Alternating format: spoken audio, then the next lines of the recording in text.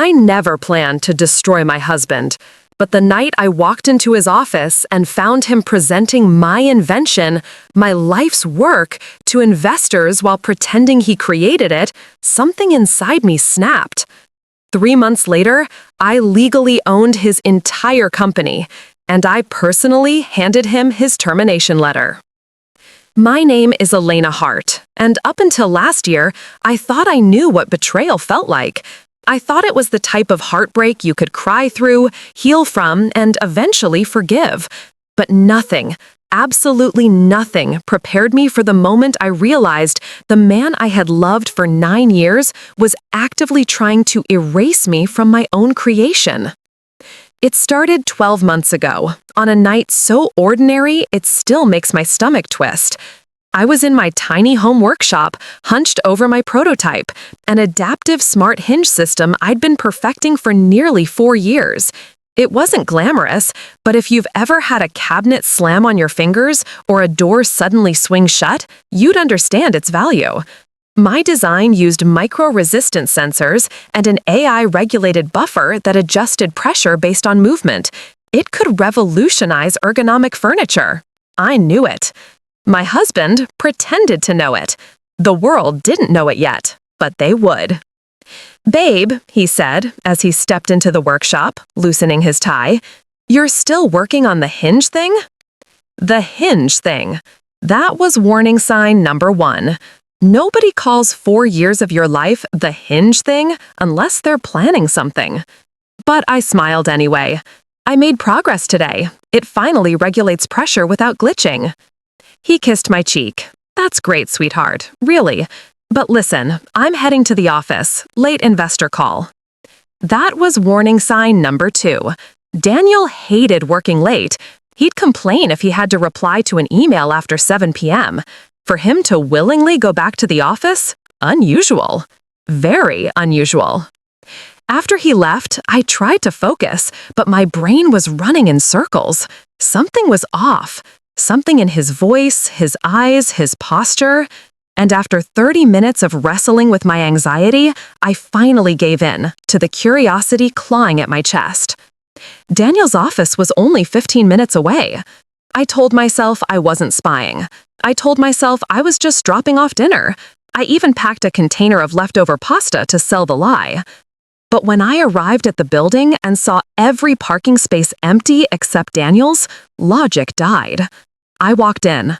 The lights were dim, except for the long conference room at the end of the hall. I stood outside, holding my breath, as voices leaked through the door. And then I heard him. Daniel. "My design uses an adaptive sensor grid that adjusts resistance in real time," he said confidently. "It solves the biggest flaw in every hinge system on the market." My blood froze. My design. My invention. My life. He continued talking. Someone asked him a question, and Daniel laughed, and said, "Oh, the prototype? Almost done. I've been developing this for years." Years. He was speaking about my hinge system like it was his child. I didn't cry. I didn't scream. I didn't storm in and expose him. No. What I did was far more dangerous. I recorded everything.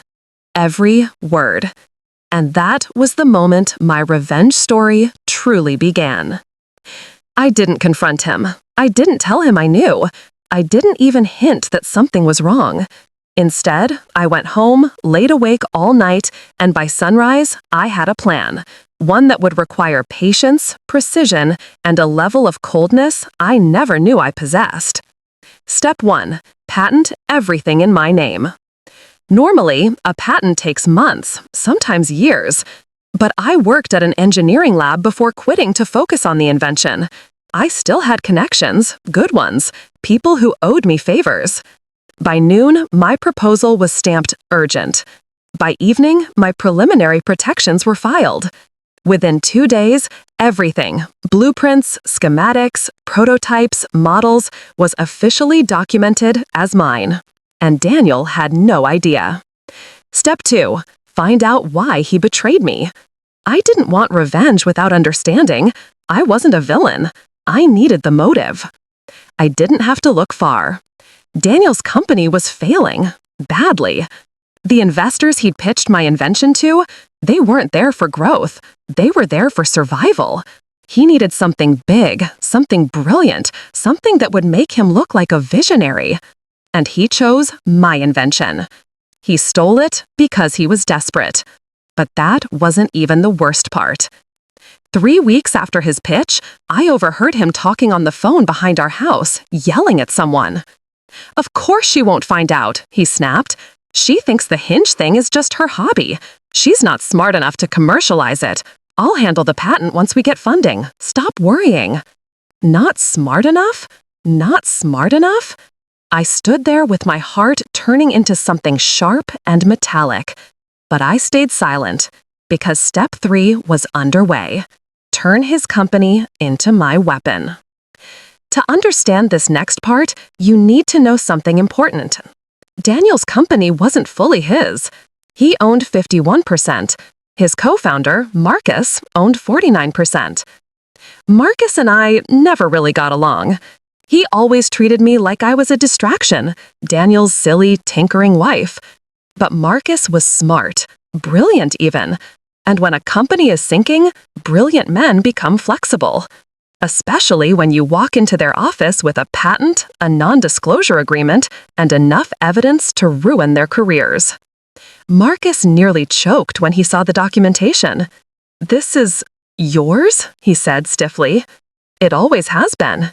"And Daniel doesn't know you patented it?" "No."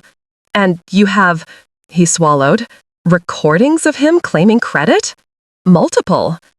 I watched his brain calculate faster than any calculator ever could. If he sided with Daniel, he'd be complicit in intellectual property theft.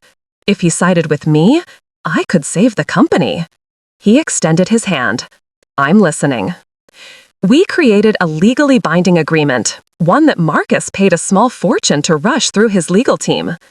The contract stated, "My invention belonged entirely to me. Any use of my invention required my approval. I could choose to license the invention to any company. If I licensed it to their company, I would receive equity." Marcus looked at me uneasy. "So what do you want? 5%? 10? I smiled. 51. His jaw dropped. "You want controlling share of the company?" "No," I said calmly. "I want exactly what Daniel had." Because this wasn't petty revenge. This was poetic balance. He resisted, but the choice was simple. Lose everything or share power with the woman whose invention could save them. He signed. And just like that, I became the new majority owner. Daniel still didn't know. A smarter man would have sensed something. A more attentive husband would have noticed the late nights, the quiet planning, the way I stopped cooking dinner and started locking my workshop. But Daniel was too busy chasing investors, too busy celebrating the future he thought he was building, too busy lying to everyone, including himself. A month later, everything exploded. I pretended to be asleep when I heard him leave the house earlier than usual. My intuition told me to follow. He drove to a cafe across town, wearing a suit, rehearsing something to himself. I parked nearby and watched. 15 minutes later, a woman walked in. Tall, blonde, perfect lipstick, perfect posture. She hugged him. Not a hi friend hug. We've been hiding this hug. I felt my hands go numb on the steering wheel.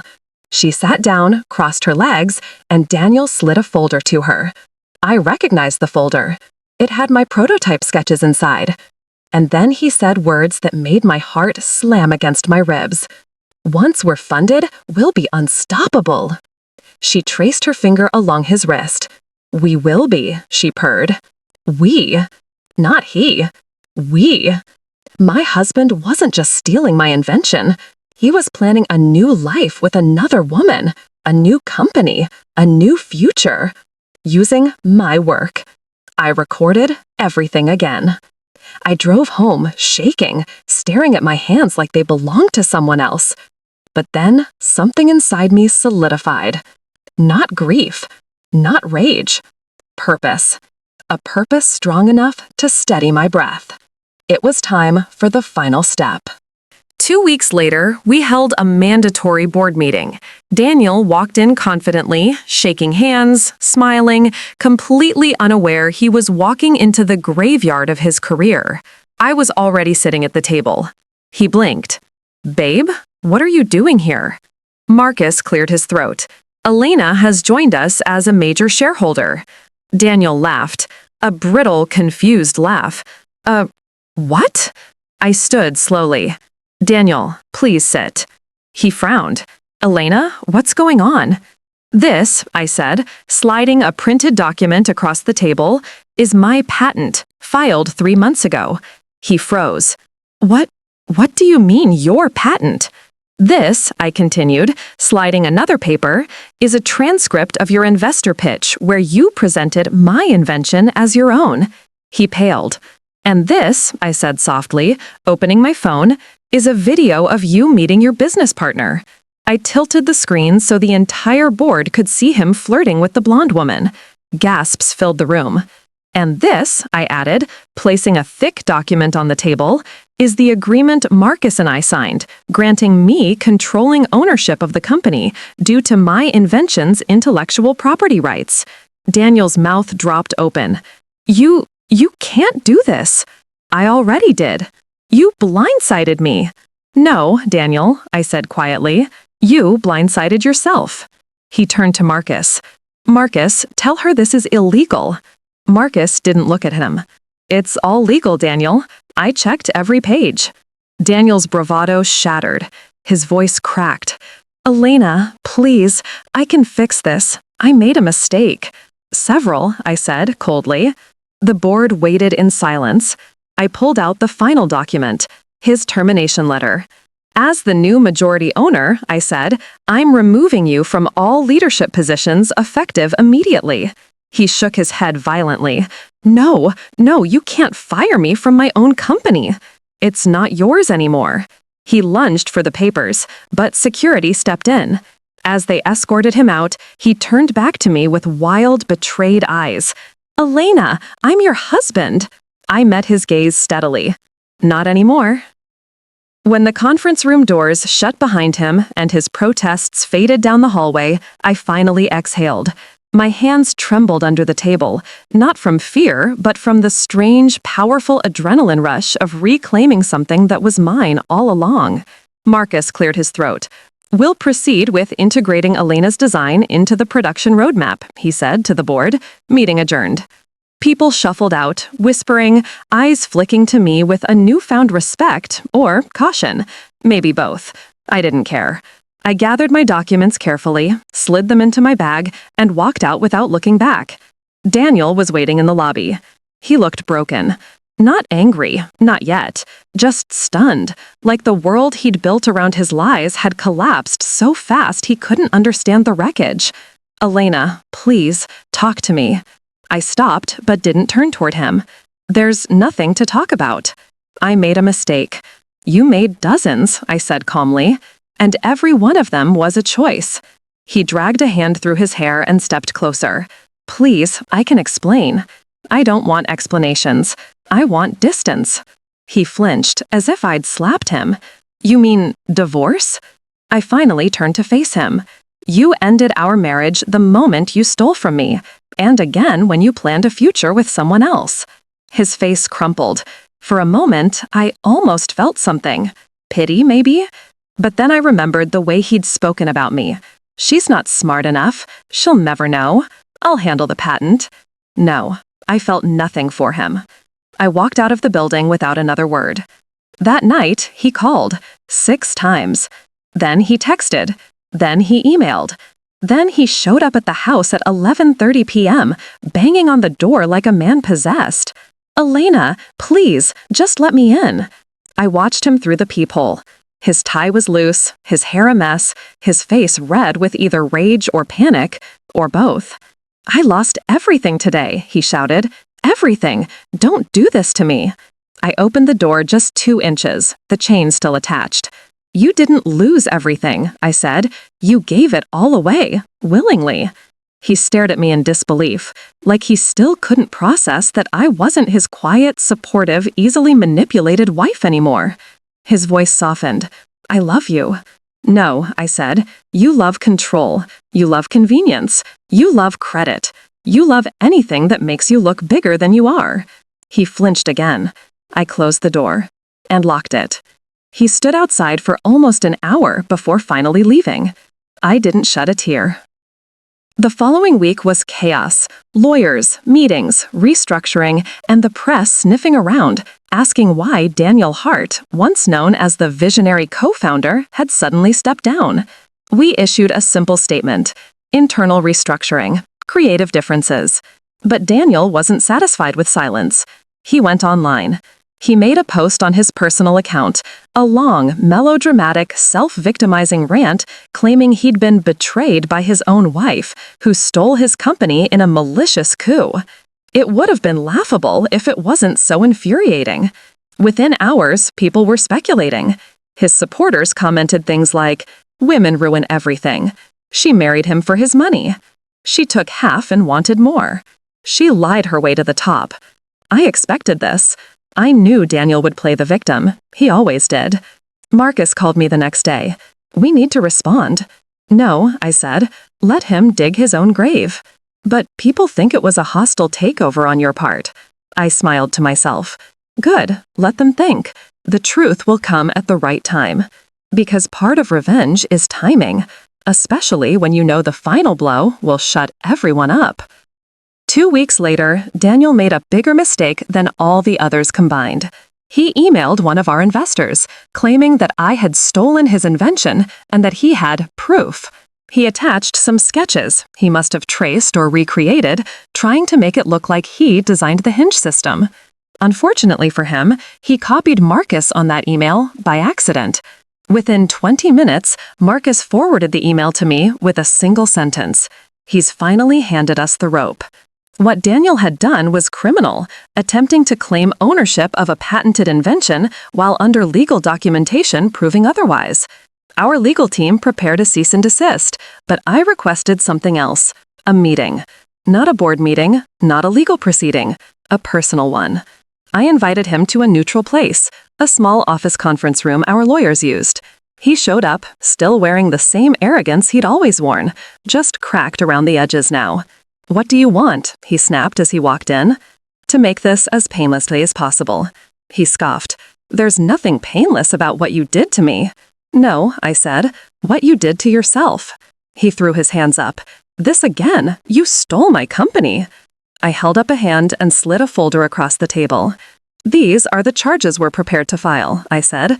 "Attempted IP fraud, defamation, harassment, breach of marital trust in relation to proprietary work." His eyes scanned the pages, panic replacing anger little by little. "And this," I said, placing another document in front of him, "is the settlement agreement you can sign instead." He swallowed. "What settlement?" "You agree to stop posting about me, you publicly retract your claims, you acknowledge the invention is mine, and in exchange, we won't press charges." He scanned it.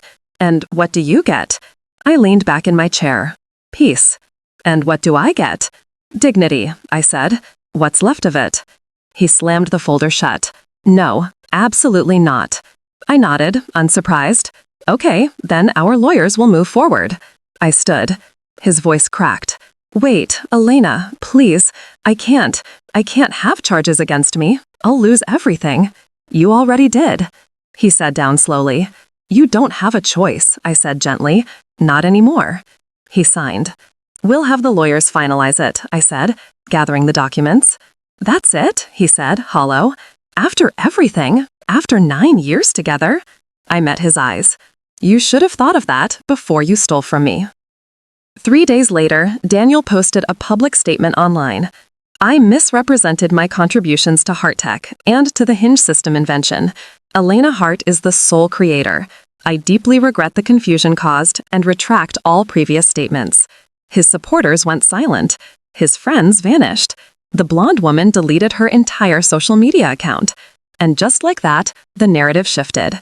People started calling me a genius, a pioneer, a role model. A woman who took her power back. It felt good. But the best part wasn't the vindication. It wasn't the ownership. It wasn't even firing him. It was what happened next. 6 months passed. The Hinge system hit the market, and it exploded. Commercial deals with furniture companies, licensing agreements with manufacturers, even interest from smart home developers. We were the leading innovators in ergonomic hardware, and I was CEO. One morning, while prepping for a product launch event, Marcus came into my office holding a binder. "We need a COO," he said, "someone to manage operations while you keep handling engineering and product." "I know," I said. "I've been thinking about candidates." He sat down. "I read Daniel's resume again." I laughed sharply. "You're joking." "He was good at operations," Marcus said with a shrug. "Terrible at loyalty, terrible at ethics, but good at budgets, logistics, resource flow. Just throwing it out there." I shook my head. "Absolutely not. He'd sabotage me." "Agreed," Marcus said. "So what about someone who used to work under him?" That made me pause. A week later, we hired a woman named Maya, brilliant, organized, unafraid of chaos. She had been Daniel's operations analyst. She told me everything I never knew. "Daniel planned to replace you," she said casually one day. "He didn't see you as useful. He thought you were a distraction." I nodded, calmly. "But," she added with a smirk, "he also said you would never fight back, that you didn't have it in you." I smiled. Then he never knew me. The strangest part of revenge is the quiet that comes after. The absence of anger. The absence of pain. 1 year after the board meeting, I found myself in a completely different life. Richer, stronger, smarter, unapologetic. Daniel had moved out of state. Word on the grapevine was that he was working part-time as a consultant. No serious investors wanted him. His reputation had tanked. One afternoon, I got an email. From him. Subject, "I'm sorry." I stared at it for a full minute before opening it. The message was short. "I finally understand what I lost. Not the company, not the invention. You. I hope you're happy. I really do." I closed the laptop, and for the first time since everything began, I felt something unexpected. Relief. Not for him, for me. Because I realized I had won not just the battle, but something far more important. I won myself, my voice, my work, my future, my power, and no one will ever steal that from me again. If you enjoy the story, kindly like, comment, and subscribe.